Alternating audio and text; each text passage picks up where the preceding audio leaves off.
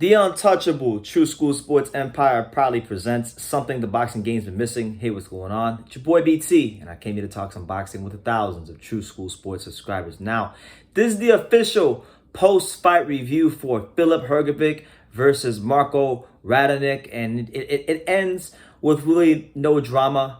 Filip Hrgovic goes in there and makes easy work of Marko Radonjić, the very courageous Marko Radonjić, who took this fight on short notice. He had a very padded 22-0 record with 22 knockouts, so you did have to respect the knockout power of Radonjić, but he was clearly way too inexperienced, and you were asked. It was a big ask of him to go up 5 levels and fight Hrgovic, and Radonjić got absolutely dominated. Hrgovic drops him 5 times in 3 rounds. The referee waves it off, before the beginning of the 4th round.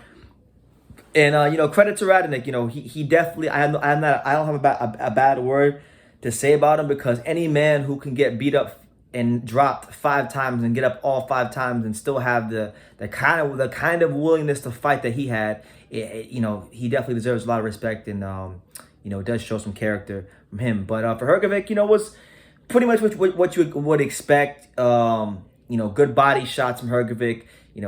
Applying a very, very educated lead jab with the left hand, good right hand, pushing Radonjić back to the ropes, and just made easy work of him. And it was good for him to get back in the ring, to get back to the win column, and really just get a fight under his belt, because he has had one all year. So, it's not one that we're gonna remember or talk about too much, because there really isn't much to remember or talk about. But Hrgovic gets the win. He's back in the win column. And look, I think, when it comes to these other guys in the heavyweight division, guys like Fury and Wilder and Joshua, they're all pretty much tied up in their own little world right now with big fights that they have to make.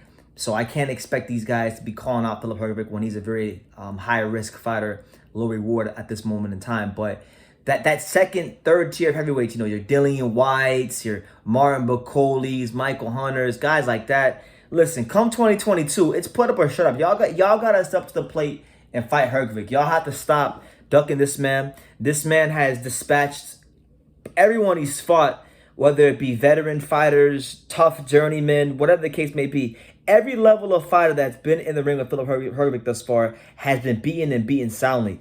And you can say he hasn't fought nobody yet, but he wants to fight the somebodies. He wants to fight the guys that you guys want to see him fight. So I'm putting that pressure on Bacoli, on Hunter, on just all of them guys, man. Joseph Parker, Dillian White, Luis Ortiz. Whoever wants to smoke can get it from Filip Hrgovic, because Hrgovic will beat them all. He'll beat them all easily. The only guy that I think will give Hrgovic some trouble is a guy that barely beat him in the World Series of Boxing, which is Joe Joyce. I think Joe Joyce versus Hrgovic would be a brilliant fight, and I think that's one fight that Matchroom Boxing, DAZN, Sutherland Promotions, all parties involved, they just looking to making that fight in the not so distant future, because I feel like outside of the big 3 heavyweight, that could be one of the best matchups to be made in the heavyweight division. But a good win for Filip Hrgovic.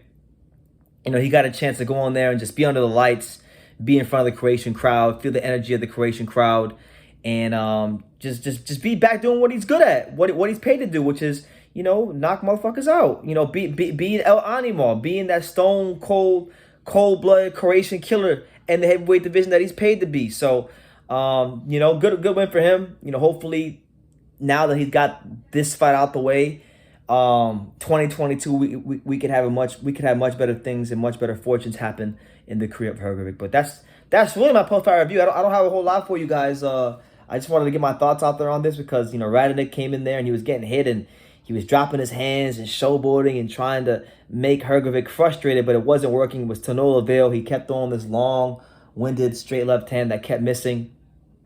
And it really just shows you the levels of boxing. So nothing more to it than just another day at the office for Filip Hrgovic. Another W in the bank for him. Hopefully these so-called contenders like Hunter, Bacoli, and Dillian White, and Joseph Parker, hopefully somebody of note, of merit in the heavyweight division has the balls in 2022 to step up and fight El Animo, Filip Hrgovic. So I'm going to leave it at that. You guys, Leave your comments down below. Make sure you take the time to subscribe. And like I say in every single one of these videos, you can love me or you can hate me, but I'm just Kid from Daniel. So until next time, take care, guys.